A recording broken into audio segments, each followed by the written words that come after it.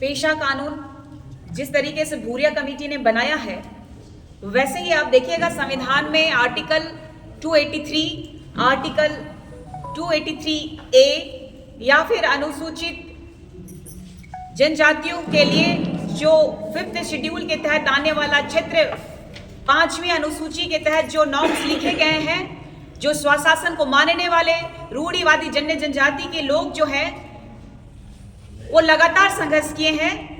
और 24 दिसंबर 1996 में ये लागू हुआ था संसद भवन में।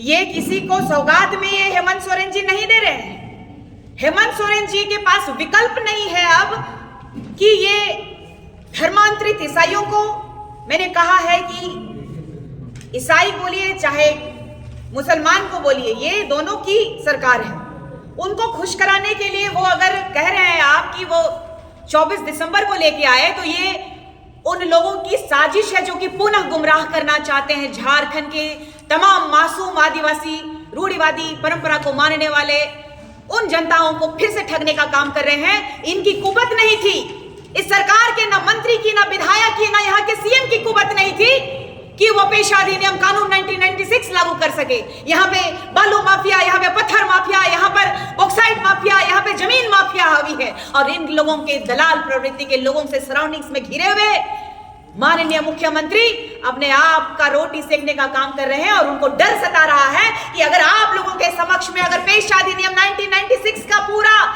अगर कहानी आपको बताएंगे, नियमावली बताएंगे, तो शायद उनके सबसे प्रिय लोगों को चोट पहुंचेगी, आघात पहुंचेगा। इसीलिए इस क्रिसमस के समय जो विदेशी धर्म को मानने वाले, विदेशी ताकत को बढ़ाने वाले का सपोर्ट करने वाला ये सरकार को आज आघात पहुंचा है और उनके अनुयायियों का दिल जो है कचोट रहा है कि आज जो हम लोग नाचने का, डेगने का, प्रभु यीशु का जन्म मनाने का दिन में आज उनका जो कहा जाए तो आघात जो पहुंचा, लोग लगातार इन लोगों के माध्यम से, चाहे हाई कोर्ट हो चाहे सुप्रीम कोर्ट है, लगातार ये लोग हस्तक्षेप करते रहे हैं। ये लोग कौन है? धर्मांतरित लोग हैं जो हस्तक्षेप किए हैं। आज उनके लिए सबसे बड़ा मुंह में तमाचा पड़ा है।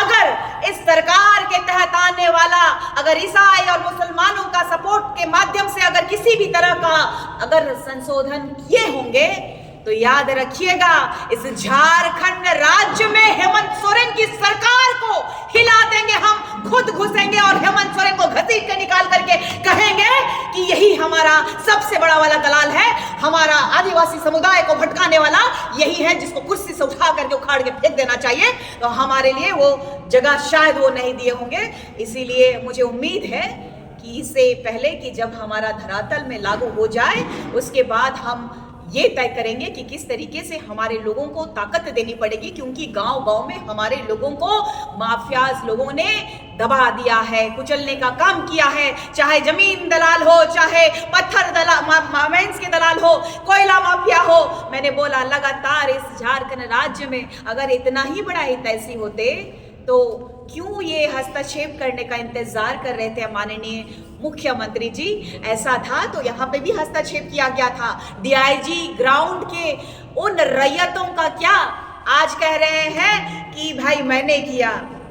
अगर आज हस्तक्षेप नहीं करता, अगर माननीय हाई कोर्ट और सुप्रीम कोर्ट ना, तो शायद हमें और कई वर्षों तक संघर्ष करना पड़ता।